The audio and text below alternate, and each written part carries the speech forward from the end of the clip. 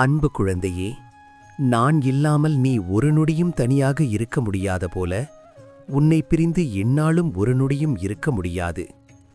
என் வலது கரத்தால் உன்னை தாங்கிக் கொண்டிருக்கிறேன். உன் கர்மங்கள் அனைத்தும் அழியும் வரை என் பெயரை ஜபிக்கும் உன்னை ஒரு பொக்கிஷமாக இரவும் பகலும் காப்பாற்றுகிறேன். நீ யாரிடம் மனம் திறந்து பேசுகிறாயோ அங்கேயே தீர்வு வரும் வழியை நான் ஏற்படுத்துகிறேன். நீ யாரை தேடி செல்கிறாயோ அவராகவே நான் இருந்து உன்னை வரவேற்கிறேன். எனக்கு பிரியமானவர்கள் உனக்கு ஆசி கூறினால் அந்த ஆசியை வழங்குவது நானே என்று அறிந்து கொள். சோதனை நேரத்தில் உன்னுடன் நடப்பவன் நானே. உன் வீட்டின் சந்தோஷம்தான் உன் வாழ்க்கையின் அடிப்படை.